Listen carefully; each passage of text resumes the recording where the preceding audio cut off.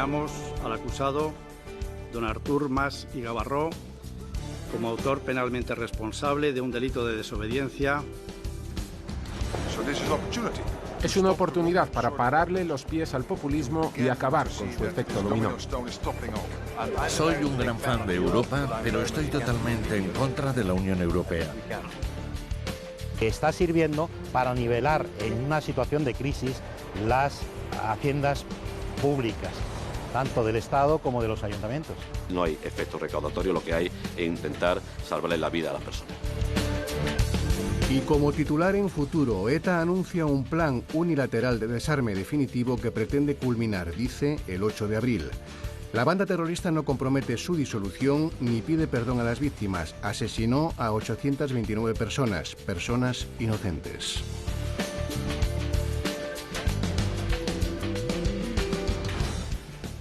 Hola, saludos a todos, señoras y señores, y gracias por acompañarnos en Informe Semanal. Primera condena contra quienes promueven el desafío separatista catalán. Artur Mas ha sido inhabilitado 2 años por desobedecer al Tribunal Constitucional al convocar, como saben, el referéndum ilegal del 9N. Por la misma razón se espera la sentencia del Supremo que juzgó a Francesc Homs por su condición de aforado, de diputado. En este nuevo escenario no se descarta un adelanto electoral en Cataluña. Fallamos. Primero, que debemos de condenar y condenamos al acusado, don Artur Mas y Gavarró, como autor penalmente responsable de un delito de desobediencia e inhabilitación especial para el ejercicio de cargos públicos electivos por tiempo de 2 años. Doña Joana Ortega y Alemany por tiempo de 1 año y 9 meses. Doña Irene Rigau y Olivé por tiempo de 1 año y 6 meses.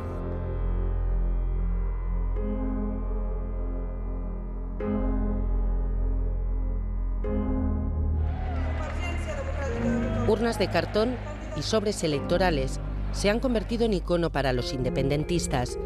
Unidos a lemas como democracia, presiden desde que empezó el juicio del 9N sus actos y declaraciones. Sostienen que se les juzga por votar. Y casi al inicio de los 98 folios de la sentencia, el tribunal le rebate.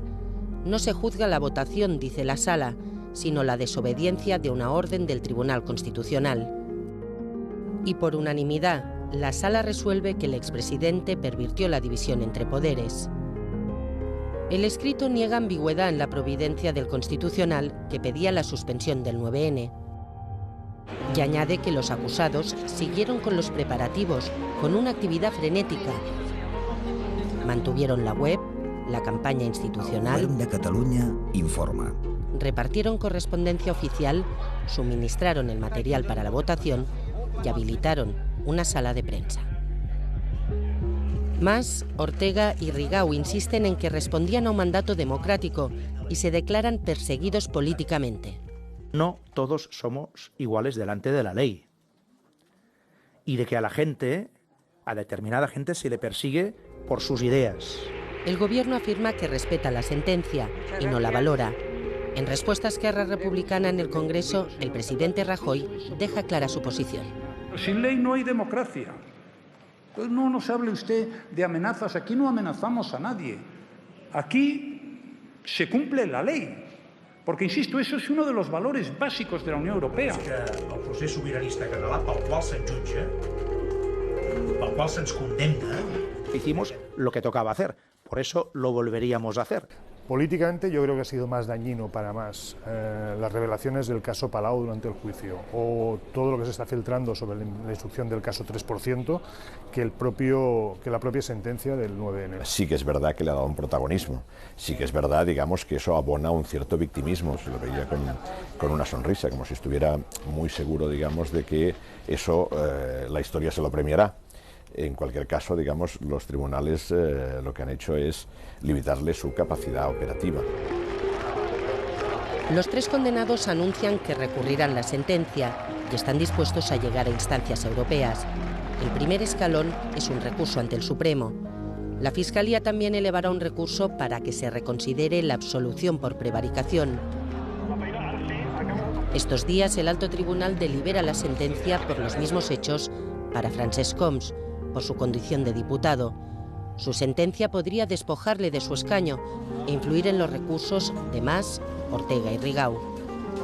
Y hay que tener en cuenta que si el Tribunal Supremo se separara y quedara acreditado de la doctrina anterior, podría dar pie a un recurso ante el Tribunal Europeo de Derechos Humanos que en un caso similar, como es el caso llamado caso Parrot, consideró que había podido producirse una lesión al derecho a un juicio imparcial el haber visto como en un caso concreto el tribunal juzgador se separaba de la doctrina anterior.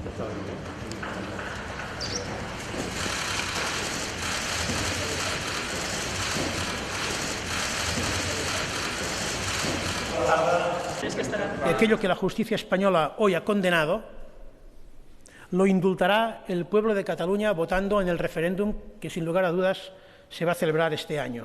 El Gobierno insiste en que hay que acatar las sentencias y en que nadie está por encima de la ley y vuelve a llamar al diálogo.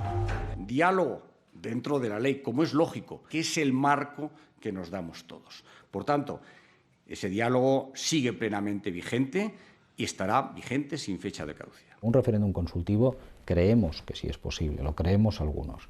Lo que no conozco a nadie que crea que es posible jurídicamente un referéndum vinculante, que es lo que se plantea. Es que el proceso en esta fase, el proceso catalán, tiene algo o mucho de ocultismo. Hay unas leyes fundamentales, las que llaman leyes de transitoriedad jurídica, que no deja de ser las leyes fundacionales de esa supuesta República Catalana, que son desconocidas por la opinión pública, por la oposición, y que de existir, que hay que suponer que existen, están guardadas en un cajón y que se pretenden aprobar en horas 24 sin dar opción a enmiendas ni nada por el estilo. Por lo tanto, ¿cuál es la solución? ¿Va a haber una convocatoria de referéndum paralela a unas elecciones? ¿Va a haber una convocatoria de referéndum frustrada y vamos a ir a elecciones después? La expectativa es que Republicana, si hubiera unas elecciones, es mucho mejor que la que tiene el PDeCAT. Es que Republicana pues va contento, no tiene ningún interés en que su líder acabara inhabilitado por tener que convocar un referéndum.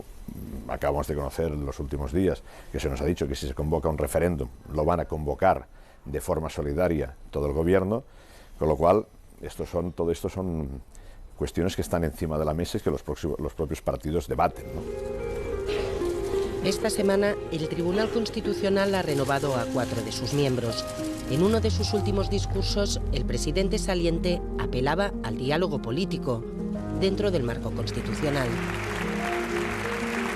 Los problemas de esta índole, decíamos, no pueden ser resueltos por este tribunal. Hasta ahora, el Tribunal Constitucional no ha hecho uso de las atribuciones que tiene desde el año 2015 con la reforma para bien imponer una suspensión temporal del cargo público, del empleo, de que se trate, o bien de imponer una multa coercitiva. El diseño de la reforma parece, y es una interpretación, pero que a mí me parece correcta, pensado para que el Tribunal Constitucional no pueda, digámoslo entre comillas, escabullirse. El Constitucional ha instado a la Fiscalía en 2 ocasiones a determinar si en el caso de la presidenta del Parlament, Carme Forcadell, había motivos para investigarla por desobediencia.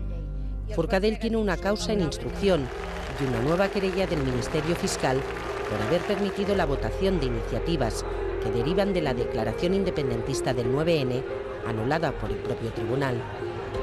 Forcadell es la segunda autoridad de Cataluña, ¿no?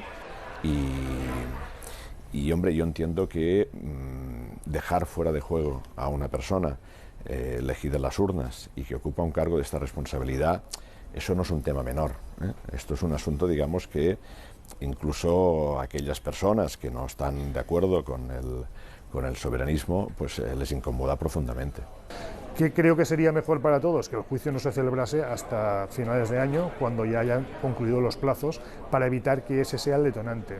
Si eso se produjese ahora en breve, es posible que hubiera mucha presión de la CUP y en parte de Esquerra, pero sobre todo de la CUP, para precipitar los plazos e ir a una convocatoria apresurada que motivase una reacción inmediata del Estado.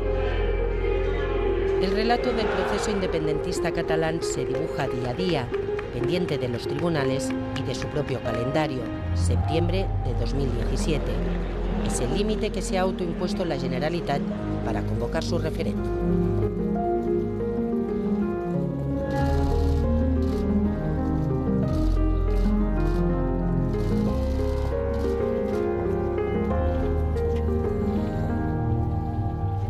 Holanda ha frenado esta semana en las urnas el auge de los populismos en Europa, aunque quedan las elecciones francesas y alemanas. Venció el primer ministro Rutte, cuyo partido se ubica en el centro derecha liberal, y quedó segundo el populista de extrema derecha Wilders. Ambos hablan en exclusiva, por cierto, para Informe Semanal. La intromisión de potencias extranjeras como Turquía ha sobrevolado la campaña holandesa.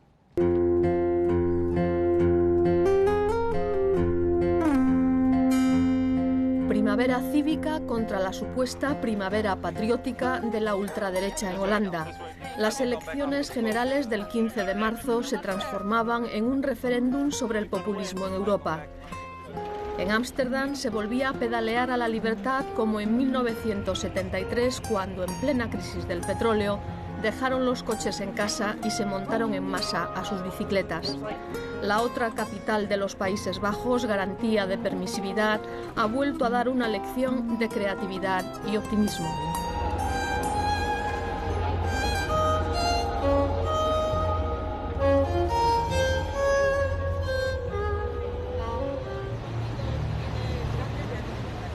El 90% del mercado mundial se lleva a cabo por mar, y el puerto holandés de Rotterdam es el más importante de Europa, segundo del mundo, solo por detrás de Shanghái.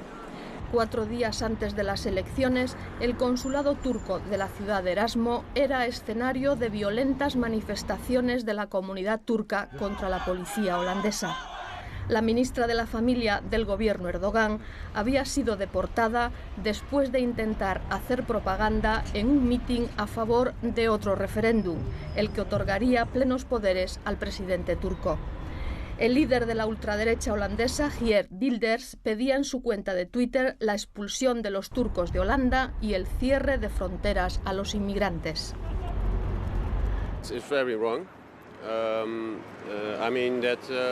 Es muy injusto.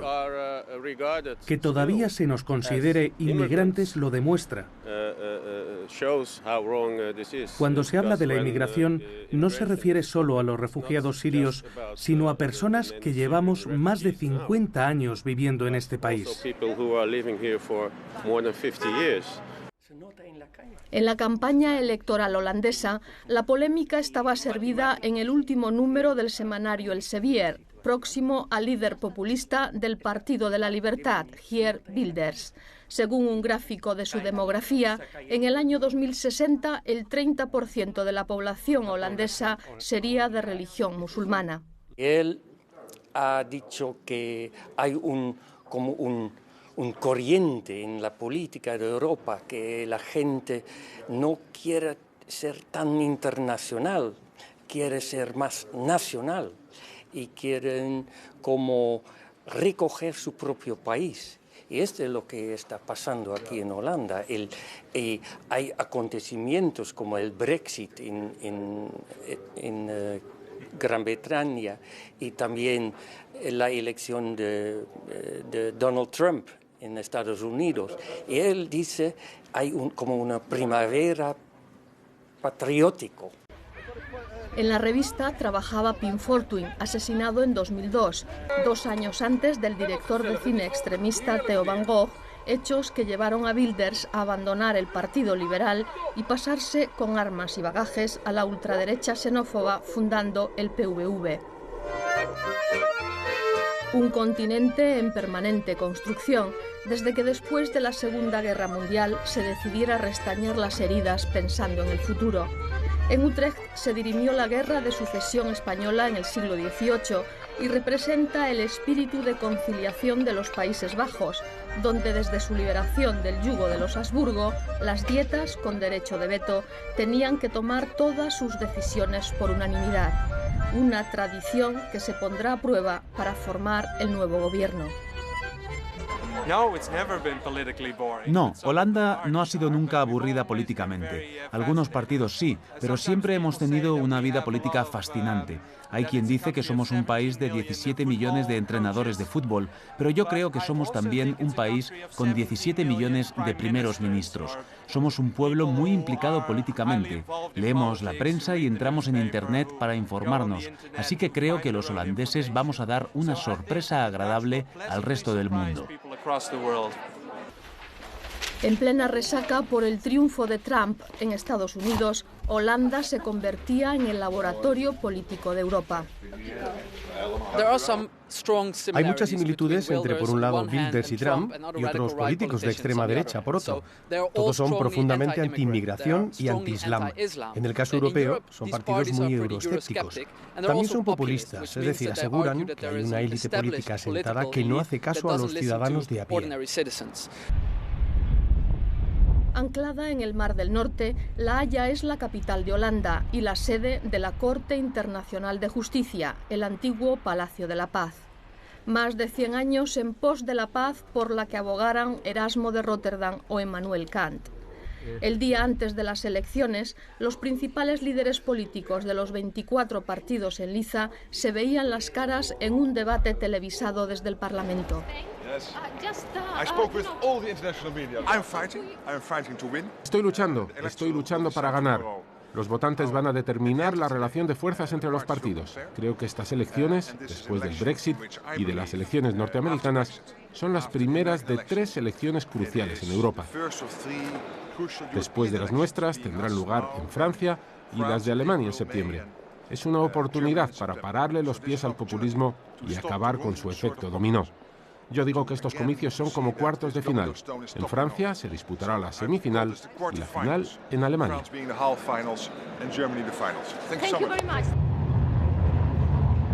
Desde el partido de los piratas, el animalista, el de los inmigrantes que decidió no asistir, a los democristianos, laboristas, los grandes perdedores de estas elecciones, y los verdes que han cuadriplicado los votos.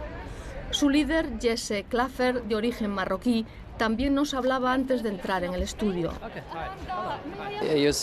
Vemos que los socialdemócratas están perdiendo terreno en Holanda y creo que nosotros somos la nueva izquierda, el nuevo partido de izquierdas. Es esperanzador porque tras muchos años de gobierno de los mismos partidos de izquierdas ha llegado la hora de una nueva política de izquierdas, que es la que representamos nosotros.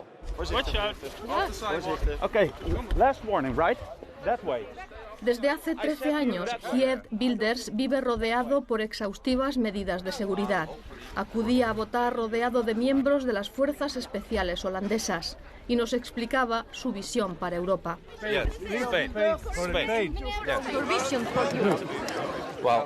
Soy un gran fan de Europa, pero estoy totalmente en contra de la Unión Europea. Creo que podemos formar parte de Europa y colaborar con los otros países del continente sin formar parte de ese proyecto político denominado Unión Europea. Nos han arrebatado nuestra soberanía y nos han impuesto unas políticas migratorias, fiscales y monetarias con las que no tenemos nada que ganar.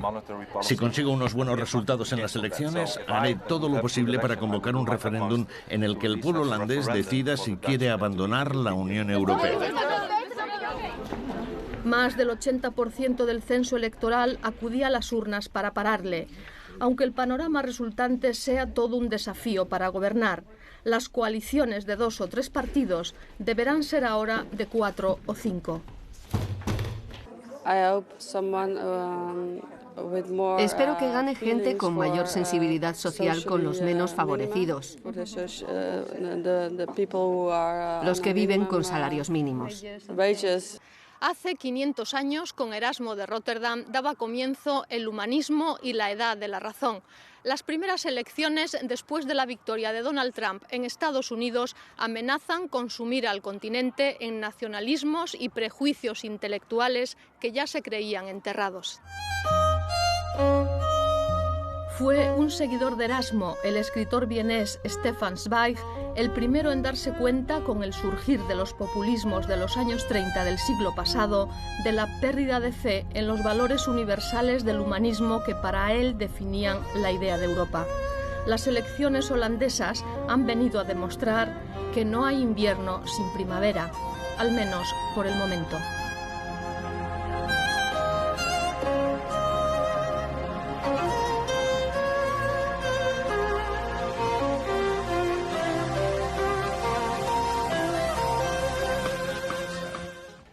Las multas de tráfico, seguimos en Informe Semanal, tanto en carretera como en ciudad, suponen una recaudación de cientos de millones de euros al año para el Estado y los ayuntamientos. En términos económicos, Madrid y Barcelona son los municipios que más recaudan. Las multas de tráfico son una realidad polémica necesaria y sin fin.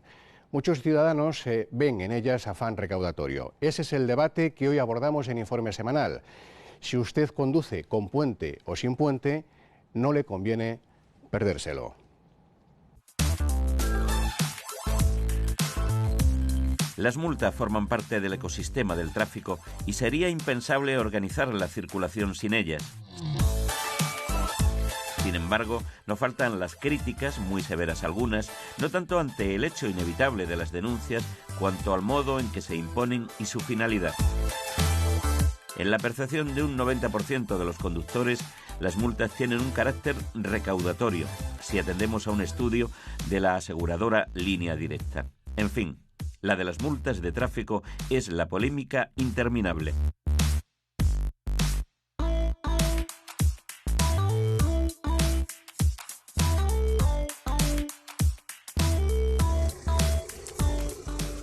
Hay datos incontestables y el más significativo de ellos es la caída de muertos en las carreteras en la última década, marcada de manera singular por la implantación del carné por puntos.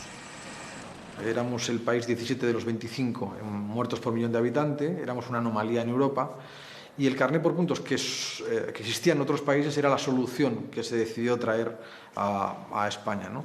Entre comillas fue un pacto de Estado entre todos los grupos por tomar una decisión con respecto al problema de los accidentes de tráfico, ¿no? Teníamos 5.500 muertos todos los años, ¿no? Ahora tenemos 1.700. Con todo, pese a reconocer los datos halagüeños de una realidad distinta a la de años atrás, las multas suscitan críticas muy duras en algunos de los actores que forman parte del ámbito de la circulación rodada. Cada año se formulan 15 millones de denuncias para un censo de conductores que no llega a 30. Eso significaría que 1 de cada 2 conductores estaría afectado por una multa de tráfico al año. Eso es una barbaridad. Y, por tanto, aquí se ha creado una maquinaria bajo la bandera de la seguridad vial que está sirviendo para nivelar en una situación de crisis las haciendas públicas. Lo que tienen que producir las multas son sensación de control en la vía. Insisto, es decir, que cuando tú circules sepas que cualquier tipo de comportamiento o infracción va a ser castigada, ¿no? Y va a ser castigada de una manera rápida, es decir, te va a llegar una notificación, vas a tenerla que pagar. Insisto, no tienen por qué ser grandes cantidades, multas al revés, que sepas que está ahí, entre comillas, la autoridad. El 75% de las denuncias se formulan en los ayuntamientos, el 25% restante en las carreteras y autovías. Según un estudio de la aseguradora Línea Directa, las ciudades que más multas imponen son Madrid, Barcelona, Palma de Mallorca, Granada y Bilbao. Yo creo que es una norma muy oportuna de la Dirección General de Tráfico. Todo lo que se recauda en multas se aplica a seguridad vial, a atención a víctimas, a prevención, en una palabra. Sin embargo, no hay una norma equivalente en los ayuntamientos, pero en la mayoría de los ayuntamientos hay una falta de información de las multas. Por decirlo de alguna manera, si hubiera una comunicación más fluida de por qué se ponen las multas, dónde se ponen las multas en ese municipio, probablemente los ciudadanos irían desterrando la idea de que son meramente recaudatorias. En el caso de Madrid, el ayuntamiento en términos relativos que más denunció el año pasado, y de acuerdo con datos de la Asociación de Automovilistas Europeos, las sanciones impuestas se elevan a 279 millones de euros, un 35% más que en 2015. Sin embargo, el ayuntamiento matiza esos datos porque señala que hay que distinguir entre el valor nominal de las denuncias y la cantidad real recaudada, tras el pronto pago y los recursos interpuestos por los conductores. De este modo, el dato del ayuntamiento es que no son 279 los millones ingresados, sino 157, 16 millones más que el año anterior.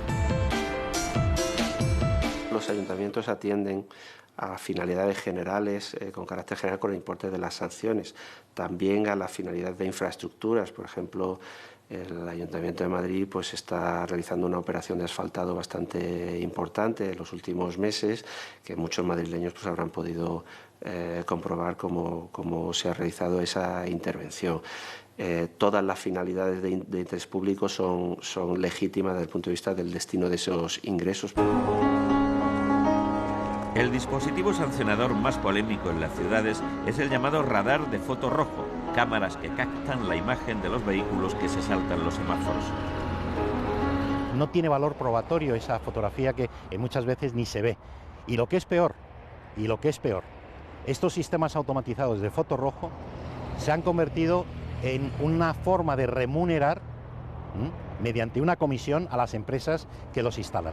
Hay ayuntamientos que llega esa empresa que vende paquetes de seguridad vial y le dicen: alcalde, tú no te preocupes, que tu ayuntamiento va a mejorar la seguridad vial y te vamos a proponer un pack de seguridad vial, 2 fotorrojos y un radar. Pero lo mejor de la oferta es que a ti no te va a costar un duro, porque eso lo va a pagar la remuneración a cargo de las multas que pongamos. ¿Qué ocurre? Que es la empresa la que regula el tiempo de cambio de cada semáforo.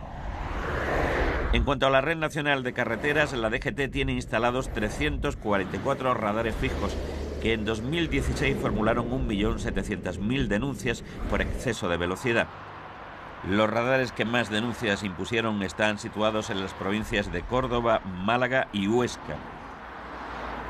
Usted imagínese un escenario en un país donde, bueno, pues no existieran multas, donde no existieran controles, pues imagínese el nivel de fallecidos. Le voy a dar un dato y con esto le quiero clarificar el asunto. España tiene 21 radares por millón de habitantes, mientras que Italia, Francia, Reino Unido, etcétera, tienen más de 90. Por lo tanto, no es España un país donde tengamos una infracción de radares, sino todo lo contrario. La Dirección General de Tráfico no tiene contacto directo con los representantes de la Guardia Civil, en este caso con las asociaciones profesionales, que le pueden contar de primera mano cuál es la problemática que ocurre dentro. De esta falta de diálogo, lo que sucede es que los radares, por ejemplo, se sitúan en sitios insospechados y no donde realmente a lo mejor deberían ser utilizados, en puntos negros de las carreteras, en sitios donde realmente cumplen una labor mucho más efectiva y mucho más didáctica que la mera y simplemente recaudatoria. La Asociación Unificada de la Guardia Civil denuncia que los agentes de la dotación de tráfico desde 2011 están más orientados a denunciar que a realizar otras tareas como asistencia en carretera. El director general de tráfico niega rotundamente ese hecho. En el año 2010, debido a la falta de herramientas de los guardias civiles para exponer sus problemáticas, la Asociación Unificada de Guardias Civiles encaminó una acción que fue de concienciación de seguridad vial hacia los conductores por parte de los agentes de la agrupación. ¿Esto qué consecuencias tuvo? Que descendió el número de denuncias en las carreteras. A continuación, en el año 2011, la Administración, en este caso la Guardia Civil, actúa y aprueba una norma muy polémica, por la cual se mide la actividad de los agentes de tráfico en las carreteras. ¿Qué conlleva esta norma? Bueno, pues en términos prácticos conlleva que si un guardia civil no pone el número suficiente de denuncias, puede perder complementos salariales. Bueno, eso no se corresponde de ninguna manera con la realidad. Ellos saben perfectamente, porque así está publicado y así está explicado, que el cambio de la bajada del aumento de multa y la bajada de auxilio corresponde a un nuevo sistema de contabilización de esos asuntos y que, por lo tanto, no tiene nada que ver una cosa con la otra. El Guardia Civil de Tráfico, su nómina depende de un conjunto de varios factores, donde entre ellos están las multas, pero por encima de las multas tiene más puntos a la hora de computar el salario de un guardia civil, los auxilios que hacen carretera, que las sanciones. La circulación es un partido con millones de participantes que a diario se juega en las carreteras. Premiar el juego limpio y castigar con justicia a los infractores debe ser el modo de arbitrarlo. Y que no se pierdan vidas en este gran partido es el objetivo, etcétera.